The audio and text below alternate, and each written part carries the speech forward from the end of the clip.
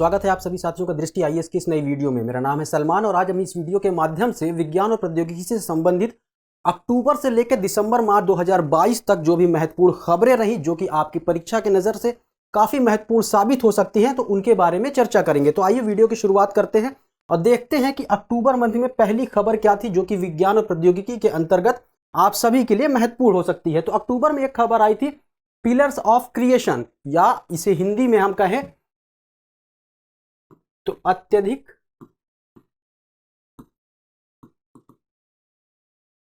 विस्तृत परिदृश्य। दरअसल इसे नासा, यूरोपियन स्पेस एजेंसी और कैनेडियन स्पेस एजेंसी के अंतरराष्ट्रीय सहयोग के परिणाम स्वरूप स्थापित, जो कि दिसंबर 2021 में स्थापित किया गया था, जेम्स वेब टेलीस्कोप, इसके माध्यम से देखा गया है।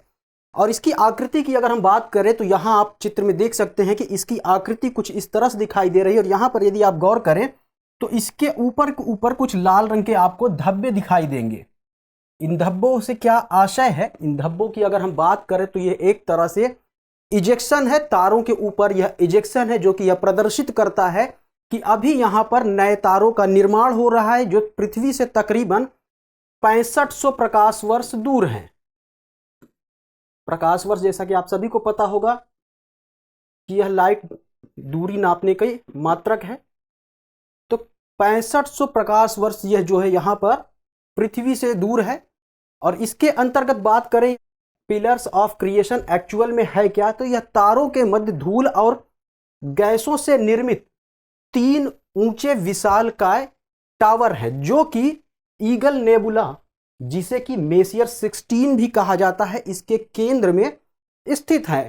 पिलर्स ऑफ क्रिएशन की महत्व जो है पहली बार कब मिला? जब इसे हबल टेलीस्कोप द्वारा वर्ष 1995 में पहली बार देखा गया। इसके साथ ही साथ इसको वर्ष 2014 में भी देखा गया था। तो यह किस लिए महत्वपूर्ण है? महत्वपूर्ण यह इसलिए हो जाता है कि जो भी शोधकर्ता हैं उनको इस क्षेत्र में, यानी कि जहां पर यह स्थापित है ईगल नेबुला के केंद्र में, यहां पर धूल और गैस से संबंधित जो भी यहां पर विशालकाय यह दृश्य दिखाई दे रहा है, यहां पर इसका संगठन कैसा है, साथ ही साथ जो नवगठित तारे बन रहे हैं, जो तारे अभी लगभग बन रहे हैं, जो कि पृथ्वी से 6500 प्रकाश वर्ष दूरी पर बन रहे हैं, इनके बारे में भी सटीक जानकारी प्राप्त हो सके। तो इसलिए यह काफी महत्वपूर्ण हो जाता है। चलते हैं अगली खबर की तरफ। भारतीय नक्षत्र में नेविगेशन, शॉर्ट में इसे नाविक कहते हैं, अंग्रेजी में अगर बात करें तो नेविगेशन विथ इंडियन कॉन्स्टिलेशन। तो अगर इसकी बात करें नाविक की, तो इससे पहले भारतीय क्षेत्रीय नेविगेशन सैटेलाइट सिस्टम यानी कि IRNSS कहा जाता था। इसे वर्ष 2016 में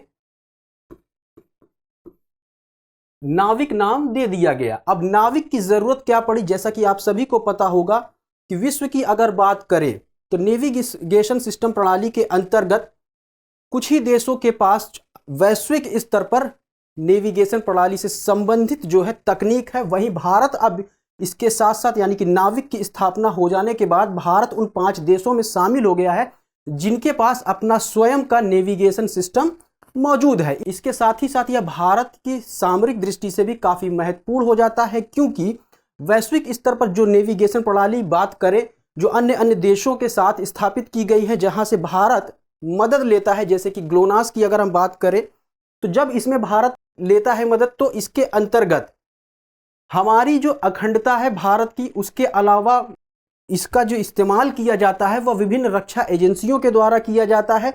तो यह खतरा बना रहता है कि नेविगेशन सिस्टम प्रणाली का जो उपयोग किया जा रहा है वह भारत के लिए एक खतरा भी पैदा हो सकता है। लेकिन अगर नाविक की बात करें तो यह पूरी तरह से भारत सरकार के नियंत्रण में है, तो इसलिए यह काफी महत्वपूर्ण हो जाता है। और इसकी स्थापना करने की आवश्यकता क्यों पड़ी? तो मुख्य रूप से भारत जो है, जो अपनी क्षेत्रीय नेविगेशन प्रणाली सिस्टम है, इसका विस्तार करना चाहता है, जिसके लिए कि भारत से दूरस्थ क्षेत्रों में जो भी विमान है और जहाज हैं, उनमें इसका प्रयोग किया जा सके। साथ ही साथ राष्ट्र की स्थिति, नेविगेशन और जो भी क्षेत्रीय जरूरतें हैं उनको पूरा करने के लिए इसरो द्वारा नाविक की स्थापना की गई है। तो सबसे पहले यहां पर हम देखें तो इसे सबसे पहले IRNSS के रूप में जाना जाता था। यहां पर हम देखें तो स्पष्ट रूप से राष्ट्र की स्थिति, नेविगेशन और जो भी समय से संबंधित आवश्यकताएं हैं उनको पूरा करने के लिए इसकी स्थापना इसरो के द्वारा की गई है। और इसके अंतर्गत कुल 8 ग्रह उपग्रह हैं, जिसमें से केवल 7 ही अभी सक्रिय हैं, जिसमें से 3 को भू स्थिर कक्षा में एवं 4 को भू समकालिक कक्षा में स्थापित किया गया है। और इन 7 उपग्रहों को एक समूह के रूप में 24/7 यानी कि निर्बाध रूप से अपनी सेवा देने के लिए 24 घंटे संचालित होने के लिए ग्राउंड स्टेशनों के नेटवर्क से साथ डिजाइन किया गया है। यानी कि इसको 24/7 यानी कि निर्बाध रूप से 24 घंटे सेवा प्रदान करने के लिए इसे 7 उपग्रहों के एक समूह के साथ, जो कि ग्राउंड स्टेशन के नेटवर्क के साथ डिजाइन किया गया है। क्यों किया गया है? क्योंकि निर्बाध रूप से यह अपनी सेवा दे सके क्षेत्रीय नेविगेशन प्रणाली के अंतर्गत।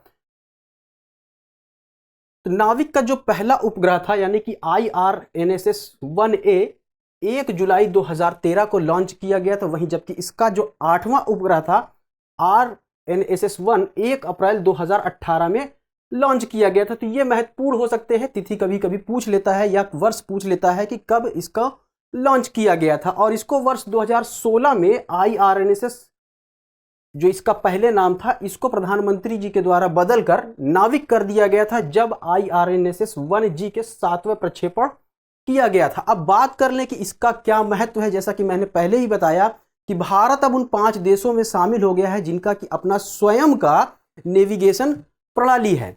तो सबसे पहले यहां पर देखें तो L5 और S बैंड में 2 सेवाएं यह प्रदान करता है। क्या करता है, कौन कौन सी सेवाएं हैं? तो इसमें नागरिक उपयोगकर्ताओं के लिए मानक स्थिति सेवा प्रदान करता है। वही जो रणनीतिक उपयोग के लिए अगर बात करें तो यह रिस्ट्रिक्टेड सर्विस प्रदान करता है, यानी कि प्रतिबंधित सेवा प्रदान करता है। इसके साथ ही साथ जैसा कि आप यहां पर चित्र में देख सकते हैं, यहां पर भारत की स्थिति दिखाई दे रही है। इसके अलावा कुछ डॉटेड यहां पर आप देखें तो कुछ इस तरह से यहां पर यह भी दिखाई दे रहा है। तो इसमें ना केवल भारत बल्कि भारत से संबंधित या भारत की जो सीमा है वहां से 1500 किलोमीटर तक का क्षेत्र जो है इसके अंतर्गत कवर किया जाएगा। यानी कि इस नेविगेशन सिस्टम प्रणाली से भारत की सीमा से 1500 किलोमीटर आगे तक के क्षेत्र को कवरेज प्रदान किया जाएगा। अब इसका उपयोग क्या हो सकता है? तो इसका उपयोग जो है स्थलीय, हवाई और समुद्री नेविगेशन में किया जा सकता है, आपदा प्रबंधन में किया जा सकता है, वाहन ट्रैकिंग और बेड़ा प्रबंधन में भी इसका प्रयोग किया जा सकता है, विशेषकर खनन व परिवहन के क्षेत्र में। इसके अलावा मोबाइल फोन के साथ भी जोड़ करके इसका उपयोग किया जा सकता है सटीक समय के लिए, क्योंकि इसके अंतर्गत जो भी यह समय की सटीकता को बताता है वह अन्य नेविगेशन सिस्टम प्रणाली के अंतर्गत काफ़ी बेहतर है। साथ ही साथ जो स्थिति की सटीकता है वह भी काफ़ी हद तक या पहले की नेविगेशन सिस्टम की अपेक्षा में काफ़ी ज़्यादा बेहतर तरीके से बताता है। मानचित्रण और जियोडेटिक डेटा कैप्चर के अंतर्गत भी इसका प्रयोग किया जा सकता है। साथ ही साथ जैसा कि आप सभी ने सुन ही रखा होगा, निर्भया कांड वर्ष 2019 में जब इस केस से जुड़ा फैसला आया तो सुप्रीम कोर्ट ने यह अनिवार्य कर दिया था कि जो भी बड़े बड़े व्यावसायिक वाहन है वह नाविक आधारित ट्रैकर से लैस होंगे।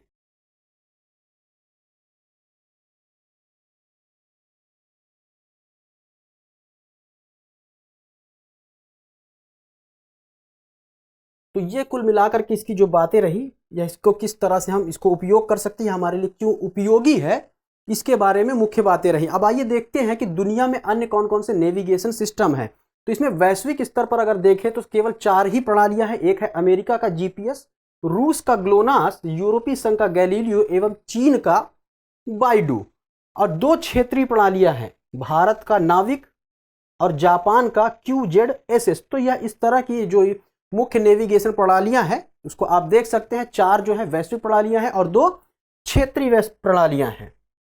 नाविक की आवश्यकता क्यों पड़ी? जैसा कि मैंने पहले ही बताया कि जो GPS है अमेरिका का और जो ग्लोनास है रूस का, यह रक्षा एजेंसियों द्वारा संचालित किया जाता है। यानी कि इससे संबंधित जो भी सुविधाएं हमें मिलती हैं उन सुविधाओं पर रक्षा एजेंसियों की नज़र होती है।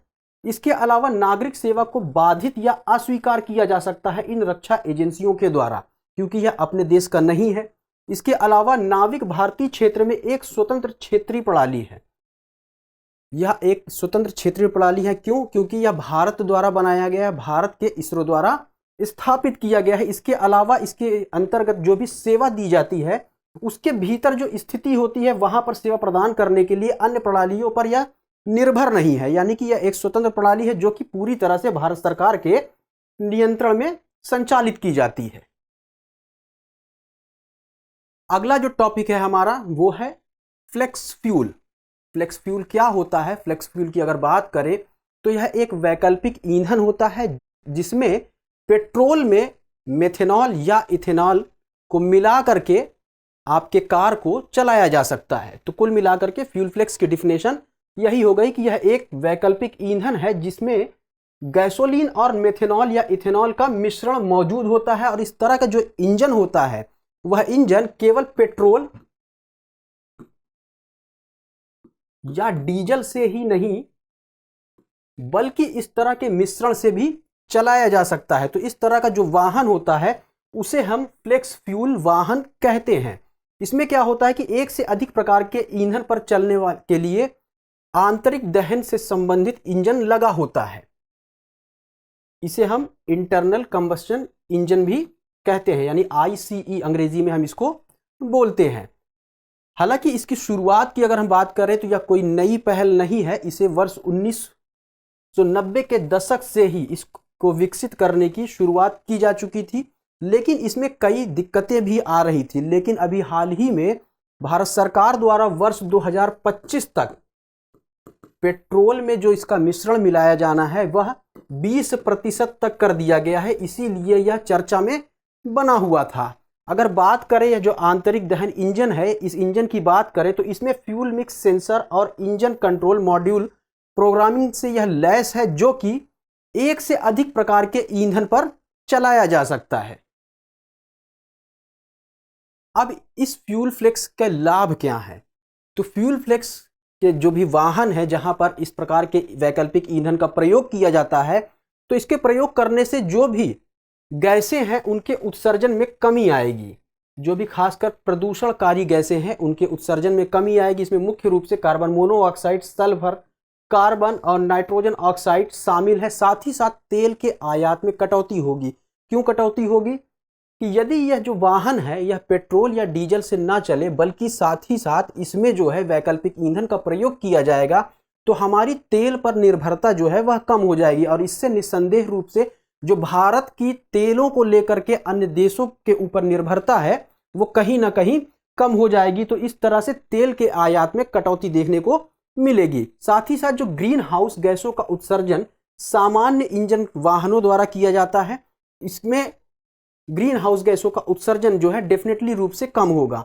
इसके अलावा जो उपभोक्ता है उनको टैक्स क्रेडिट भी मिलेगा जो कि इनके कर दायित्व को कम कर देता है या फिर समाप्त करने की भी क्षमता रखता है। अब जहां इसके कुछ लाभ हैं तो इसके कुछ अपनी हानियां भी हैं। उन हानियों में क्या है कि एकल फसल का उपयोग, दरअसल मिथेनॉल या इथेनॉल जो कि इसमें प्रयोग किया जाएगा उसका उत्पादन गन्ने से होता है। अब गन्ने से उत्पादन होने की वजह से जैसा कि आप सभी को पता ही होगा कि गन्ने की जो फसल है वह पानी को काफ़ी ज़्यादा हद तक इस्तेमाल करती है पैदावार को बढ़ाने के लिए।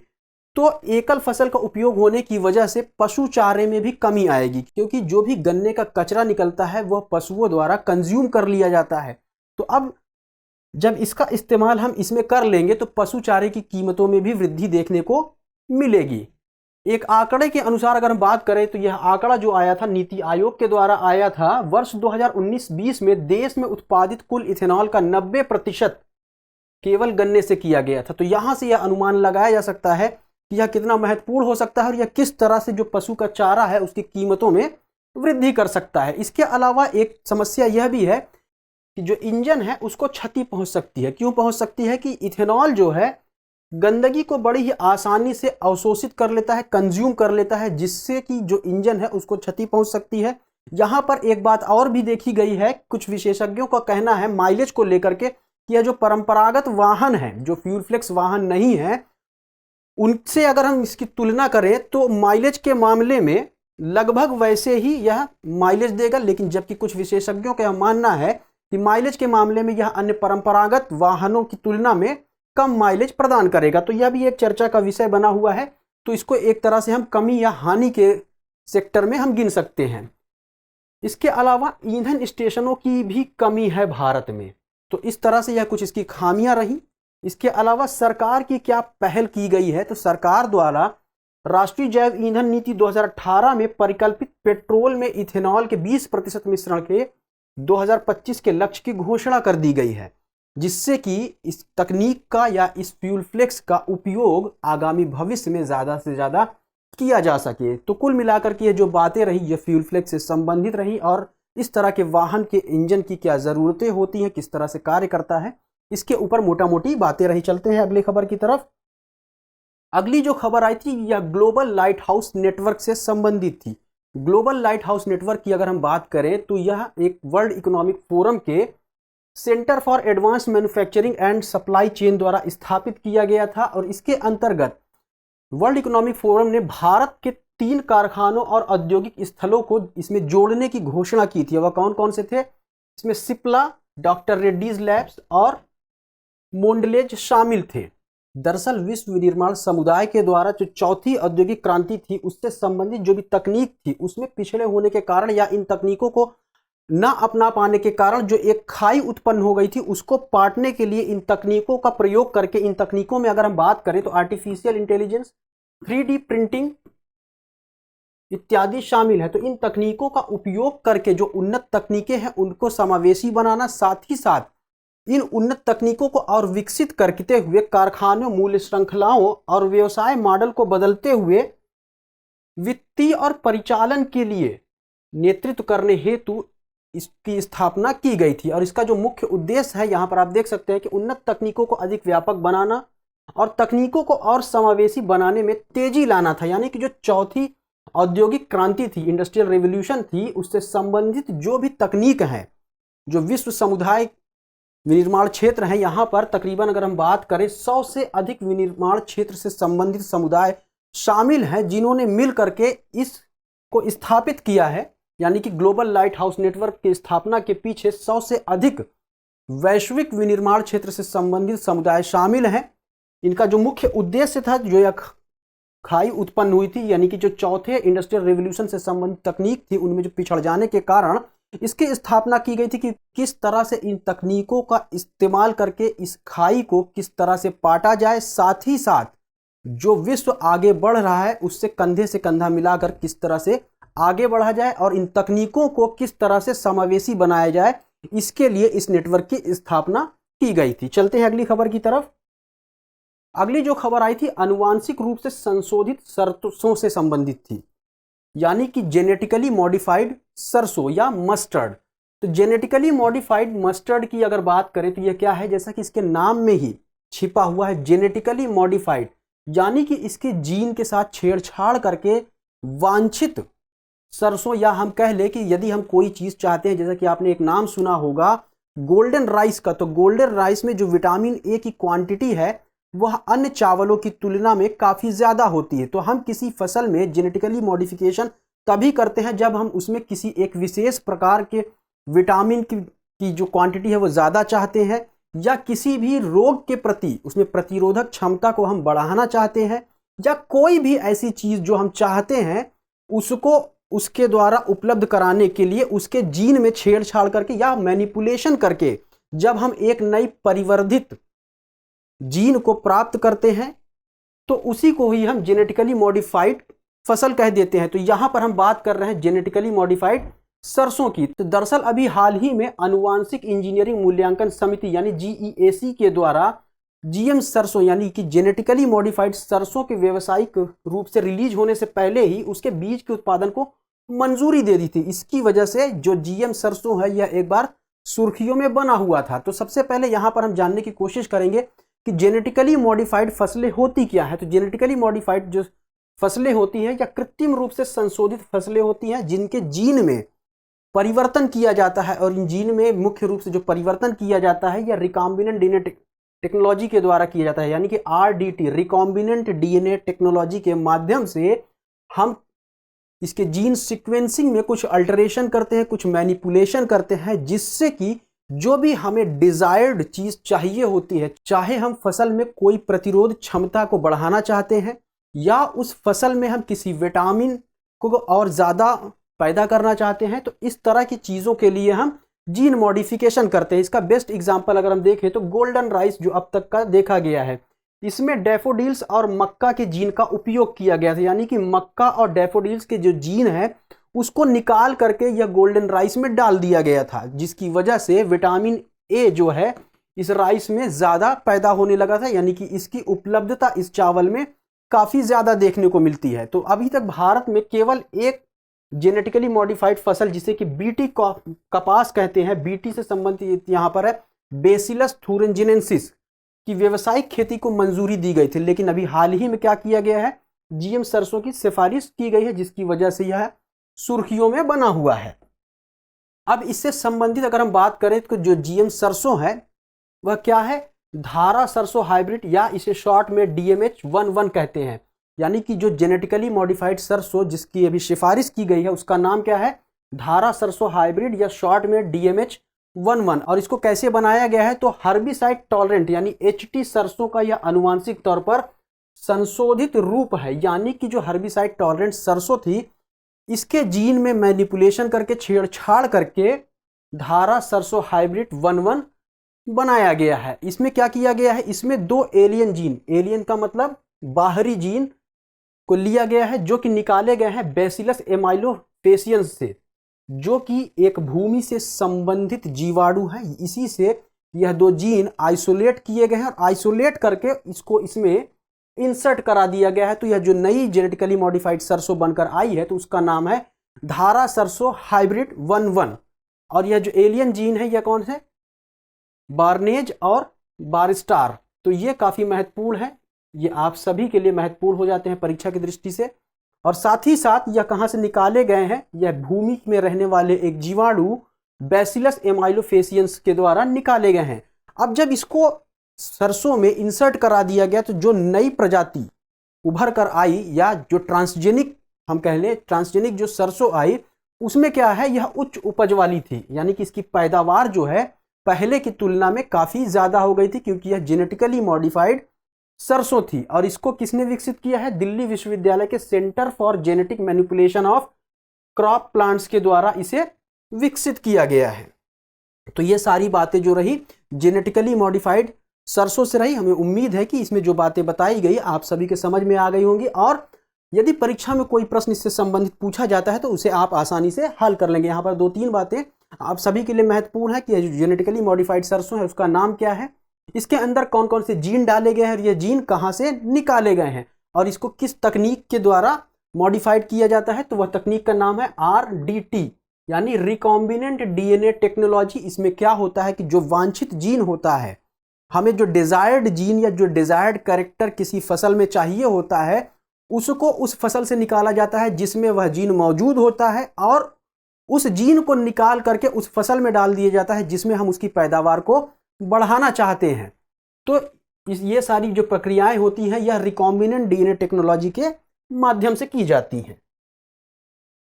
अगली जो खबर थी यह DNA टेस्टिंग की बढ़ती मांग को लेकर के थी।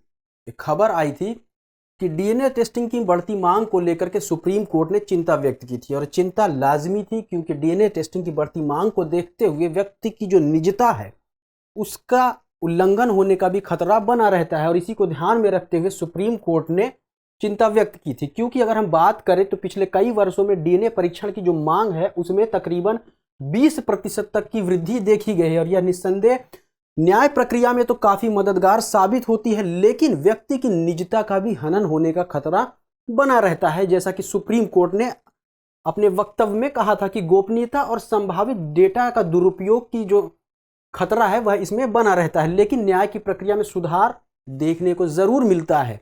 यदि हम बात करें भारतीय संविधान के अंतर्गत, तो भारतीय संविधान के अनुच्छेद 21 के तहत सुप्रीम कोर्ट ने इसे शारीरिक स्वायत्तता और निजता के मौलिक अधिकार के रूप में मान्यता प्रदान की थी।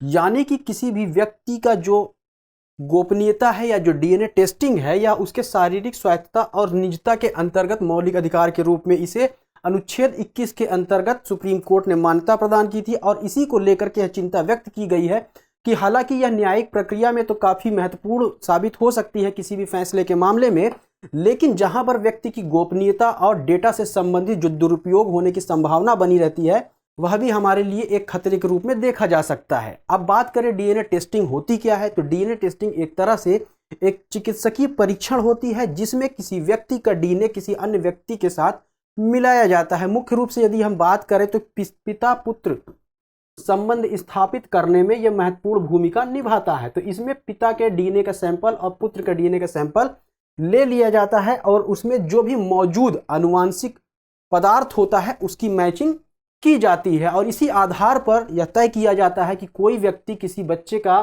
पिता है कि नहीं है। बात करें डीएनए की, तो डीएनए जो है मुख्य रूप से एक पॉलीमर है जिसमें कि न्यूक्लियोटाइड की मोनोमर की श्रृंखलाएं जुड़ी हुई होती हैं और वर्ष 1953 में जेम्स वॉटसन और फ्रांसिस क्रिक के द्वारा यह बताया गया कि यह जो डीएनए है यह डबल हेलिक्स संरचना है। डबल हेलिक्स संरचना है, इसके पहले इसे डबल हेलिक्स संरचना के रूप में नहीं जाना जाता था और यह एक जटिल आणविक संरचना है जो कि न्यूक्लियोटाइड क्या होते हैं, यह मोनोमर है, यानी कि यह एक यूनिट है और इन्हीं की यूनिट के रिपीटेशन से होकर के डीएनए बना है जिसे कि हम पॉलीमर कहते हैं।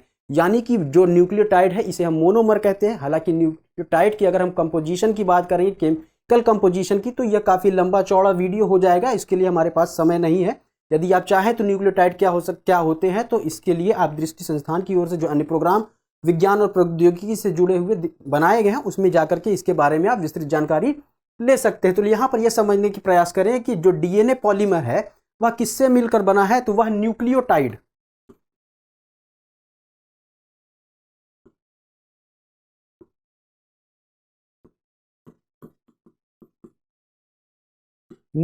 क्या है, यह मोनोमर है। अब जब मोनोमर मिल जाते हैं, इस तरह से मोनोमर की पूरी श्रृंखला पूरी चेन बन जाती है, तो ये क्या बनाते हैं, पॉलीमर। और डीएनए क्या है, एक पॉलीमर है, किसका, न्यूक्लियोटाइड का। तो ये बात तो यहां पर क्लियर हो गई कि यह एक पॉलीमर है और इसका जो कार्य होता है वो क्या होता है कि एक पीढ़ी से दूसरी पीढ़ी तक किसी भी कैरेक्टर को कैरी करना, यानी कि हस्तांतरण करना, यानी कि आनुवांशिक विशेषताओं को एक पीढ़ी से दूसरी पीढ़ी तक यह हस्तांतरित करता है। इसके अलावा अगर हम बात करें तो यह अधिकांश भाग जो है कोशिका के जो केंद्रक होता है उसी के इर्द गिर्द में मौजूद होता है, इसीलिए केंद्रीय डीएनए के रूप में इसे हम लोग जानते हैं, यानी कि सेंट्रल डीएनए के रूप में भी इसे जाना जाता है। तो ये सारी बातें जो रही डीएनए और से संबंधित और डीएनए टेस्टिंग से संबंधित रही, जिसको लेकर के सुप्रीम कोर्ट ने अपनी चिंता व्यक्त की थी। अगला टॉपिक है भारतीय जैविक डेटा केंद्र।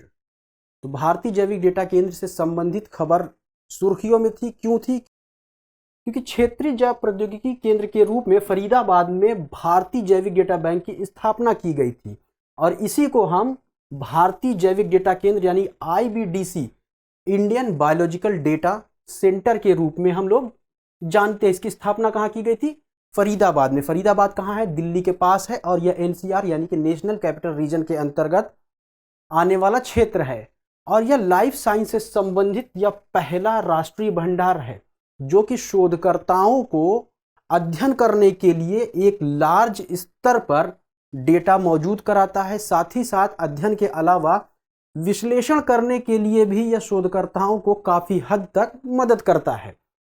और यह जो है सेंटर जिसकी स्थापना की गई है फरीदाबाद में, यह डीबीटी यानी कि जैव प्रौद्योगिकी विभाग द्वारा समर्थित है। साथ ही साथ ये किसके सहयोग से स्थापित किया गया है, तो यह राष्ट्रीय सूचना विज्ञान केंद्र जो कि भुवनेश्वर उड़ीसा में है उसके सहयोग से इसकी स्थापना की गई है। यहाँ पर न केवल भारत के संपूर्ण व्यक्तियों से संबंधित डेटा का स्टोरेज किया जाएगा बल्कि जो भी शोधकर्ता है या जो भी अध्ययन करता है उनकी जानकारी बढ़ाने के लिए, उनको शोध करने के लिए एक बहुत ही बड़े स्तर पर डेटा तो उपलब्ध कराता ही कराता है, साथ ही साथ इन डेटाओं में मौजूद जो भी जानकारियां हैं उन जानकारियों के आधार पर सटीक विश्लेषण के लिए भी काफ़ी मददगार साबित होता है। बात करें कि इससे संबंधित क्या प्रमुख विशेषताएं हैं, यह जो जैविक डेटा है इसको 4 पेटाबाइट के एक सुपर कंप्यूटर में संग्रहित किया जाएगा और सुपर कंप्यूटर का नाम है ब्रह्म, यानी कि ब्रह्म सुपर कंप्यूटर में यह डेटा स्टोर किया जाएगा। इसके लिए भिन्न भिन्न सेक्शन के अंतर्गत जो अलग अलग डेटा हैं उनको प्रतिबंधित किया जाएगा। अब इन डेटा की रिकवरी के लिए, यानी कि मान लीजिए कभी कोई ऐसी बात हो जाए कि यह डेटा जो है समाप्त हो जाए या खो जाए, तो इसकी रिकवरी के लिए एनआईसी जो कि भुवनेश्वर में स्थित, वहां पर एक बैकअप के रूप में आपदा रिकवरी साइट भी बनाई गई है। यहाँ पर अगर देखें तो भिन्न क्षेत्रों में ज्ञान की खोज को सुविधाजनक बनाने के लिए यह एक अत्यधिक क्यूरेटेड डाटा सेट भी विकसित करेगा। यह किस लिए विकसित किया जाएगा? जिससे कि जो विभिन्न ज्ञान के क्षेत्र हैं उसमें जो भी सुविधाएं हैं उनको और भी ज़्यादा सुलभ बनाया जा सके और ज्ञान के दायरे को और ज़्यादा बढ़ाया जा सके। इसके लिए क्यूरेटेड डाटा सेट का भी विकास किया जाएगा। और इसमें अगर हम बात करें, जो डाटा सेंटर जो स्टोर किया जा रहा है, यहाँ 200 बिलियन बेस पेयर डेटा मौजूद है इस केंद्र में। और इसके अंतर्गत 1000 जीनोम प्रोजेक्ट के तहत आनुवांशिक विविधताओं को मैप करने का अंतर्राष्ट्रीय प्रयास किया जा रहा है। यानी कि कुल मिलाकर के यह बहुत ही बड़े स्तर पर डेटा स्टोरेज, साथ ही साथ उससे संबंधित जो भी बुनियादी ढांचा है या जो भी आधारभूत संरचना है जो कि अध्ययनकर्ताओं और शोधकर्ताओं के लिए काफ़ी महत्वपूर्ण हो सकती है, उसको मुहैया कराने का एक प्रयास करेगा। इसके अलावा इसका क्या इस्तेमाल किया जा सकता है? तो जूनोटिक रोगों के अध्ययन में इसका प्रयोग किया जा सकता है। कुछ ही विशेष वर्गों पर ध्यान केंद्रण होगा इसका। यह कौन से वर्ग होंगे?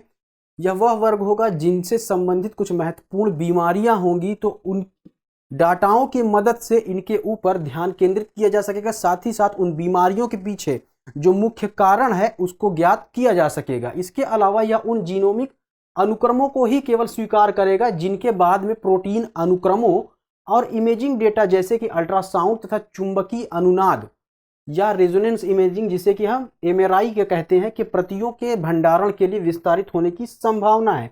यानी कि जो जीनोमिक अनुक्रम है यह उन्हीं को स्वीकार करेगा जिसको कि एमआरआई या फिर अल्ट्रासाउंड की प्रतियों के रूप में भंडारित किया जा सकता है, यानी कि इसका स्टोरेज किए जा सकता है या स्टोर किए जाने की संभावना है। तो ये इससे कुछ महत्वपूर्ण बातें रही कि किस तरह से हमारे लिए उपयोगी हो सकता है। अगला टॉपिक है deep fake technology. Deep fake technology की अगर हम बात करें तो यह मुख्य रूप से अगर हम देखें तो डीप लर्निंग और फेक से मिलकर के बना है। इसके अंतर्गत आर्टिफिशियल सॉफ्टवेयर का इस्तेमाल किया जाता है, यानी कि एआई से संबंधित, आर्टिफिशियल इंटेलिजेंस से संबंधित एक सॉफ्टवेयर का इस्तेमाल किया जाता है जिसके अंतर्गत किसी भी फाइल, चाहे वो ऑडियो फाइल हो, वीडियो फाइल हो या कोई इमेज हो, इसमें फेरबदल कर दिया जाता है। और यह फेरबदल इस तरह से किया जाता है कि यह पहचानने में काफ़ी मुश्किल हो जाता है कि कौन सी फाइल जो है डुप्लीकेट है, कौन सी फाइल ओरिजिनल है। डीप फेक टेक्नोलॉजी की अगर बात करें तो इसमें मुख्य रूप से एक विशेष प्रकार के एल्गोरिदम का प्रयोग किया जाता है। इस एल्गोरिदम के प्रयोग के माध्यम से किसी व्यक्ति विशेष के विशेष हाव भाव, व्यक्ति की बोली या व्यक्ति द्वारा कोई भी कृत्य किया गया है जो कि वीडियो के फॉर्म में मौजूद है या इमेजेस के फॉर्म में मौजूद है, तो उसको किसी दूसरे व्यक्ति के हाव भाव से, उसके वीडियो से, उसके इमेज से इस तरह से हस्तांतरित या रिप्लेस कर दिया जाता है कि ओरिजिनल चीज़ को पहचानना काफ़ी दिक्कत वाला हो जाता है। और इसी के अंतर्गत मुख्य रूप से वित्तीय लेन देन के मामले में काफ़ी धोखाधड़ी इसके माध्यम से की जा रही है। और इसका पहला मामला जो है वर्ष 2017 में देखने को मिला, जब एक सोशल मीडिया साइट रैबिट पर एक डीप फेक अकाउंट के माध्यम से उपयोगकर्ता ने कुछ मशहूर हस्तियों से संबंधित अश्लील आपत्तिजनक इमेजेस को पब्लिक कर दिया था। तो यह एक बार सुर्खियों में आया था।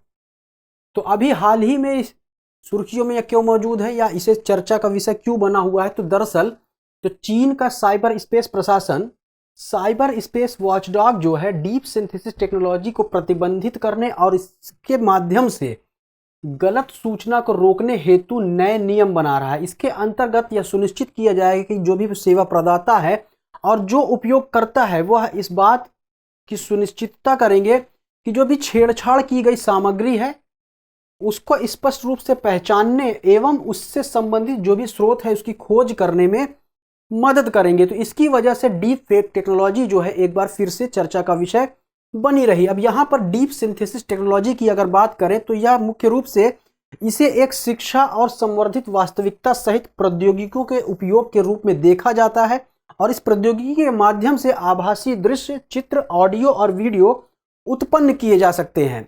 और यह जो ऑडियो, वीडियो या जो चित्र है या आभासी दृश्य है, या किसी व्यक्ति के ऑडियो, वीडियो, चित्र या आभासी दृश्य के साथ हस्तांतरित किए जा सकते हैं, जो कि काफ़ी दिक्कत पैदा कर देते हैं कि ओरिजिनल ऑडियो, चित्र या वीडियो कौन सा है और डुप्लीकेट कौन सा है।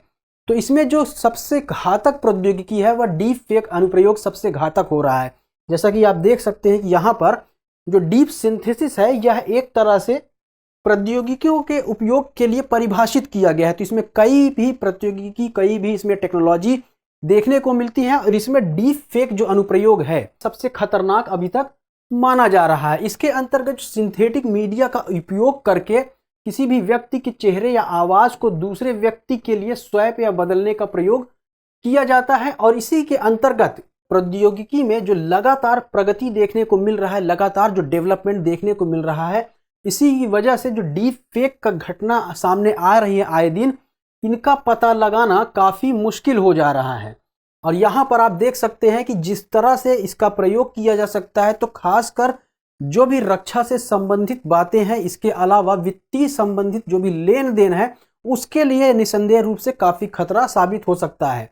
इस टेक्नोलॉजी में अगर देखें तो किसी भी व्यक्ति का वीडियो, छवि, ऑडियो में हेरफेर करके उसके माध्यम से फर्जी खबरें और अन्य अवैध कामों के बीच वित्तीय धोखाधड़ी करना शामिल है। इसके अंतर्गत जो साइबर अपराधी हैं वो कृत्रिम बुद्धिमत्ता यानी कि आर्टिफिशियल इंटेलिजेंस तकनीक का उपयोग कर रहे हैं। तो आर्टिफिशियल इंटेलिजेंस तकनीक जो है काफ़ी महत्वपूर्ण हो जाती है और इसी के द्वारा इसमें कुछ हद तक रोक या अंकुश भी लगाया जा सकता है। तो अगर इस टेक्नोलॉजी या डीप फेक हम टेक्नोलॉजी की बात करें तो भारत किस हद तक इससे निपटने के लिए तैयार है या भारत में क्या प्रावधान है, इसको अगर देखें तो अभी तक भारत में इस तरह का कोई नियम नहीं है जो कि इस पर अंकुश लगा सके। हालांकि तकनीक के दुरुपयोग के संबंध में विशिष्ट कानूनों की मांग की जा सकती है, जिसमें कि कॉपीराइट उल्लंघन, मानहानि, साइबर अपराध आदि शामिल हैं। लेकिन कोई कंक्रीट कानून इसको लेकर के भारत में अभी तक मौजूद नहीं है। लेकिन वहीं पर यूरोपीय संघ और अमेरिका या अन्य कई देशों में इसको लेकर के कई कड़े कानून, कई आचार संहिताएं लागू कर दी गई हैं। अब इससे जुड़ी आगे की राह क्या हो सकती है, तो आर्टिफिशियल इंटेलिजेंस डीप फेक की पहचान करके उसे ब्लॉक कर सकता है। तो यानी कि आर्टिफिशियल इंटेलिजेंस के काफ़ी यहाँ पर महत्व देखने को मिलता है। क्यों? क्योंकि इस टेक्नोलॉजी में आर्टिफिशियल इंटेलिजेंस का प्रयोग भी किया गया है इसको बनाने में। यानी कि जो वीडियो, ऑडियो या जो चित्र बनाया जा रहा है, जो डुप्लीकेशन किया जा रहा है, उसमें आर्टिफिशियल इंटेलिजेंस का ही प्रयोग किया गया है। एक तरह के एल्गोरिदम का प्रयोग करके इसे बनाया गया है और इसी टेक्नोलॉजी यानी कि इसे कृत्रिम बुद्धिमत्ता के माध्यम से डीप फेक की पहचान करके इसको ब्लॉक भी किया जा सकता है। साथ ही साथ भारत में मीडिया साक्षरता में सुधार किए जाने की काफ़ी आवश्यकता है। इसके अलावा जो भी ऐसी तकनीक है जो कि काफ़ी आसान है, सुलभ है, इन प्रौद्योगिकी से संबंधित समाधानों की भी आवश्यकता है। तो यह कुल मिलाकर के जो बातें रही डीप फेक से संबंधित रही। डीप फेक होता क्या है कि किसी भी व्यक्ति का जो हाव भाव है, चित्र है, ऑडियो है, वीडियो है, वह किसी दूसरे व्यक्ति के ऑडियो, वीडियो, हाव भाव से एक विशेष प्रकार के एल्गोरिदम जो कि आर्टिफिशियल इंटेलिजेंस से संबंधित है प्रयोग करके बदल दिया जाता है। इसमें मुख्य रूप से रक्षा को लेकर के, साथ ही साथ वित्तीय जोखिम को लेकर के कई घटनाएं देखने को मिली हैं, जिसकी वजह से यह चिंता का विषय बना हुआ है। तो चलिए आगे चलते हैं। अगला टॉपिक है एशिया का पहला ड्रोन डिलीवरी हब। दरअसल अभी हाल ही में मेघालय सरकार ने टेक ईगल के साथ मिलकर के, टेक ईगल एक स्टार्टअप है, इसके साथ एक साझेदारी की है और इसका जो उद्देश्य है मुख्य रूप से यह स्वास्थ्य देखभाल तक पहुंच बढ़ाने के लिए लेकर के है। तो यह जो है एशिया के पहले ड्रोन डिलीवरी केंद्र नेटवर्क की शुरुआत की गई है। किसके द्वारा? मेघालय सरकार के द्वारा। किसके साथ मिलकर के?